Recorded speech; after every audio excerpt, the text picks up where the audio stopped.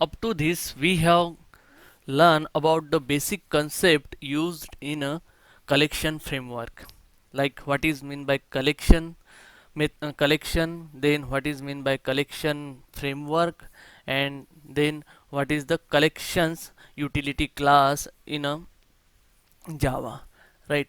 So now from this video we are going to actually start the collection framework.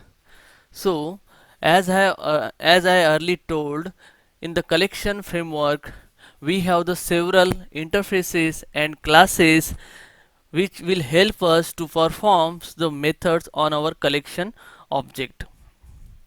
Collection interface is the main interface, or we can say the root interface in the collection framework.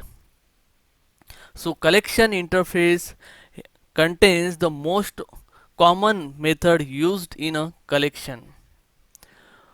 In the sense most common, in the sense, as early I told, what if we have the collection object, that is, suppose consider we have the student one of the collection and which has a several student containing, right? That time I want to perform the sum operation like add particular student, then delete the particular student, or search whether this particular student is present in this collection, or check the size of this collection. That kind of the various methods I want to perform on the collection object, right? So that most common methods I am going to use will be present in the interface called as a collection interface.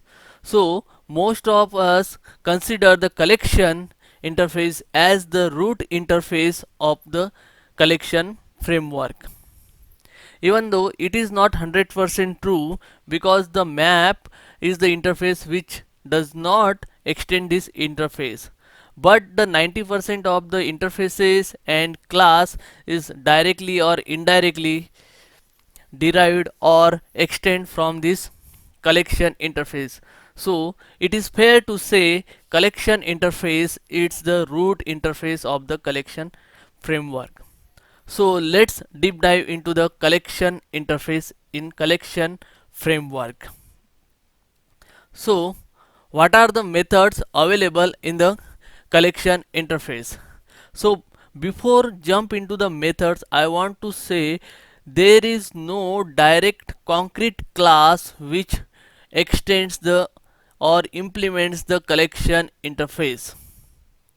There is no any concrete class. You will not find any concrete class which will directly implements the collection interface. Then how you will say how it is the root interface of the collection framework?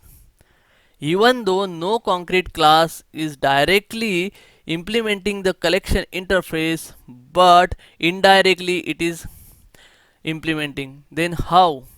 Because we have several interfaces like set, then list, queue. These are the interfaces which extending this interface, collection interface, and then all other classes are implementing set, queue, like that. Means indirectly we are extending or implementing this collection interface only. So that's why this is the root interface of our collection framework. So let's start with the methods available in the collection interface. So as I earlier said, the most of the common methods whatever we are going to perform on the collection object are present in a collection interface. So what are that? So first is int size. So size method will return the size of the collection object. Suppose consider this is the collection object we have, like this is the collection, and let's give them as a student collection, right? And we have the 5 student in that collection, right? Now I want to check the size of this collection. So we have the method called as a size that will return us the size of this number of the elements present in that particular collection. So it will return us the 5 now. That is the first method.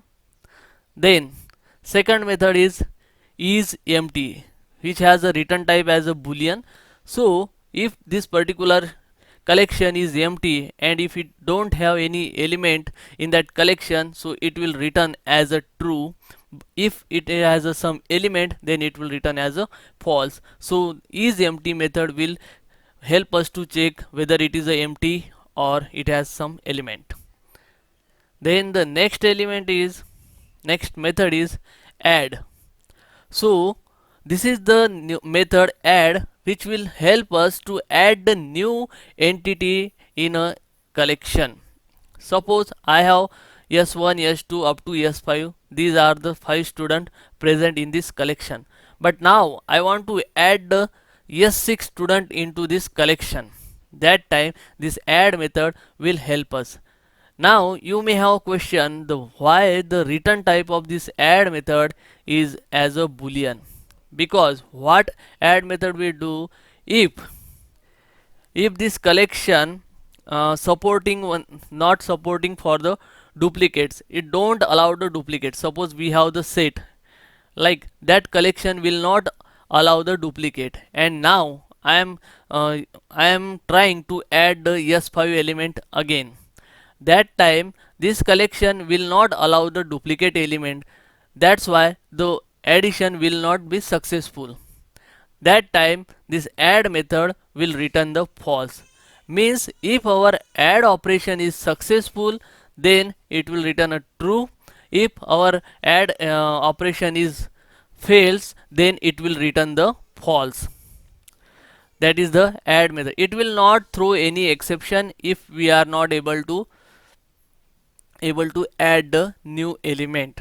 It depends on the collection, like what collection, what type of collection you are using, whether it is a list, because list allowing the duplicates, but the set will not allows the duplicates. It depends on the what type of implementation we are doing. I will show you one by one this by practical example, but this is the only interface. That's why we are going through the theory. But from the next lecture I will show you the implementation type as well. So this is the all about the add method. So next method is add all. So here you can find add all, and it takes the one in parameter as a collection. So what is this add all? Let me explain. Suppose I have this collection as a student S1, student 1, and now I have this different collection object as a student 2. This is object 1, this is object 2, collection object 2. Now what I want all the element from this second collection to add in the first collection. So that type of operation we need, that time we will use this odd add all. Means whatever the element of this collection, whatever how many elements is present in this collection, I want to add all element to the this collection. That time I will use this add all. So what will happen now? If I use, suppose this is the collection 1 C1 and this is the collection 2 C2. Now I want to perform into C1. So C1 dot add all, and I will give the parameter as the C2. That time it will perform like this. So all the elements from the C2 collection will be inserted into C1. So now if we check the size of this, it will give us the 7 now.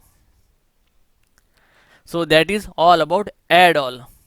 This will also returns the true or false. If the every element gets added, that time it will return true or false. Now the second one is remove. We have seen all the type of variant to add and add all. Now it's a remove. If I want to remove the particular object from this collection, that time I will use the remove. Then again I have the variant of remove, that is remove all. It is the similar kind of. Suppose I want this collection of element. Suppose I have C1 which has the S1 to S7 element, and now I have the second collection S6 and S7. I want to remove the all the element whatever present in the collection C2 from this collection C1. That time I have to perform C1 C1 dot remove all and give the parameter as the C2. So it will remove whatever the elements present in this C2 will be removed from this C1.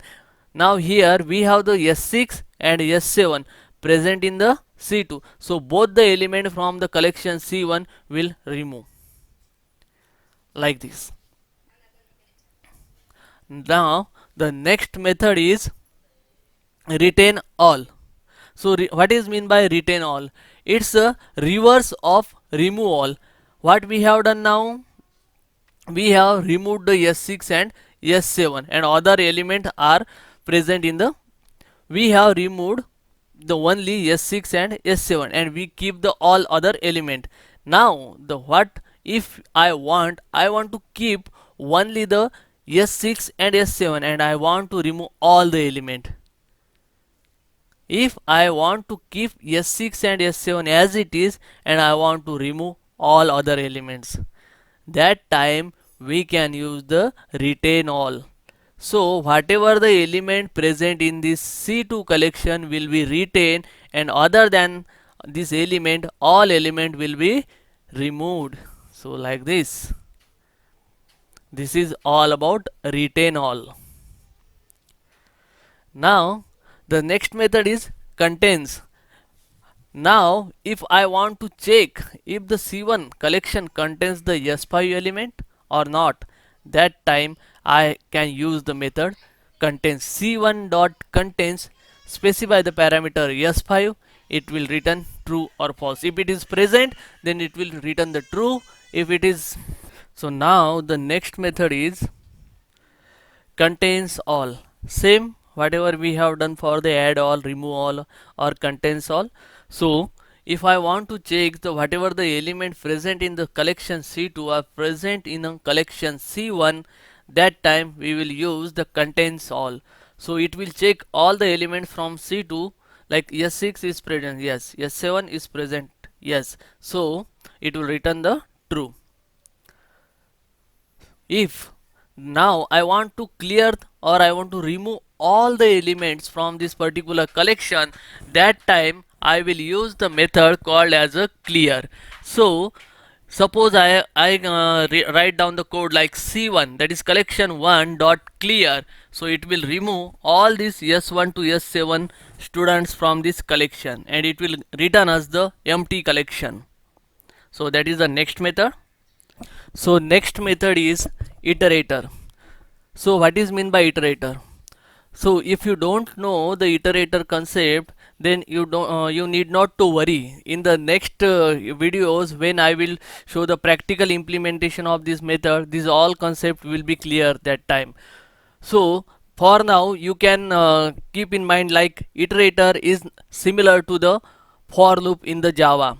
So what we do in a loop, so we only process one by one element of the arrays. Like similarly in collection, to process the all the elements one by one, or what we can to iterate each element, that time we will use the iterator. Consider the example, we have the collection C1 and now we have the element S1 to S7, right?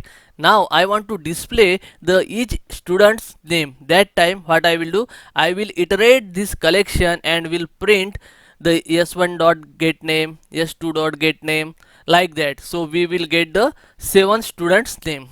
So this is similar to the for loop. If you don't have knowledge about the iterator, so need not to worry. So next element is to array. Suppose I want to convert this collection to the array, at that time we can directly use the method to array. It will return the array of the collection. Now the next variant of the to array is to array with the specified type of the element, specified type of the array. Suppose we have the called as the float collection. We have the collection of the, suppose consider the numbers, this is the collection and we have the float element in there, 1.5, 1.8, 1.9, 2.9, 2.8, like that. We have the all the float element in that collection, and now I want to convert the array, but I don't want to array of the float, I want to convert into the integer array. So that time use the method to array and specify the type of the array in which we want the element. It will be possible only if it is compatible. That time only we can use this.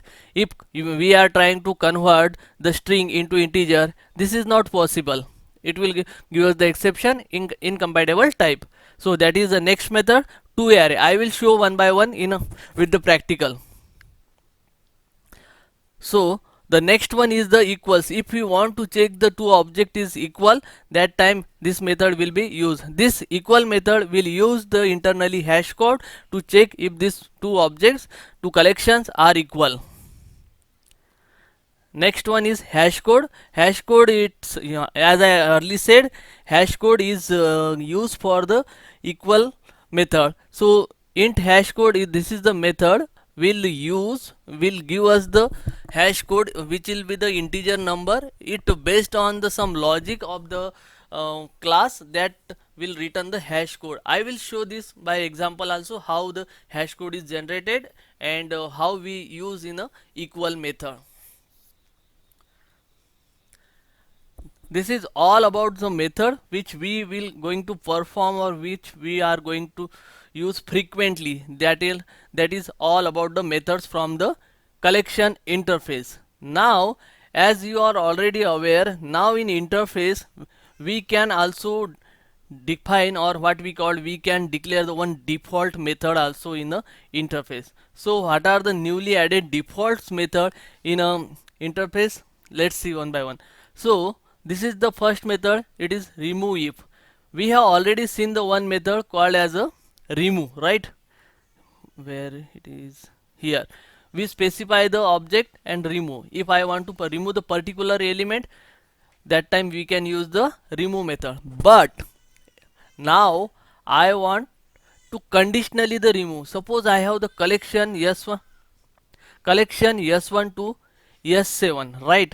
Now these are the student. Consider this student have the different percentage scored in the exam. Now I want to remove the all the student which has the percentage less than 50. I want to remove all the student from this collection which has the percentage less than 50. Means I have to remove the student or element from this collection conditionally. That time we can use this remove if, and it will take the predicate. So predicate is nothing but the condition. This is the functional interface. Predicate is nothing but one of the functional interface in the Java. What is meant by functional interface? Functional interface nothing but the interface which has the only one method declare in that interface. Functional interface is nothing but the interface which has the only one method declare in that. So in the predicate we have the method equal, or I think it's a test. I will show one by one. So that is the conditional logic. Predicate simply is nothing but the conditional logic. So here we will specify the conditional logic, and that if that whatever the element in that collection who satisfied this condition will be removed from this collection. So next one is split iterator. We have already seen the what is meant by iterator. Now it's a split iterator. Suppose we have the collection which contains the thousands of element. That time to iterate one by one will be the performance issue, right? So that time we can use the split iterator. What it is? It will split this collection into multiple parts, and now we can iterate this particular part separately so that we can improve the performance. So this is all about the split iterator. I will explain by practical this, don't worry. The next one is the stream method. In Java 8, the Java introduced the new feature called as the stream. Stream is nothing but the sequential bytecode of our collection, which will has the several methods, inbuilt methods we can directly perform on the collection stream. So if you are not aware about the stream, you can check the another video related to stream in my channel. The next one is the parallel stream. This is similar to the stream. It's in a parallel stream which also used to for increase the performance. So these are the default methods available in the interfaces. So these all are the methods which are commonly we are going to use on a collection objects. So that's why this interface called as a root interface. If this is the root interface, whatever the classes we are going to see in a collection interface, collection framework will have this method present here, because this is the root interface. Implementation will be the different kind of thing, but this method will be available in that class for sure. So that's why this called as the root interface of the collection framework.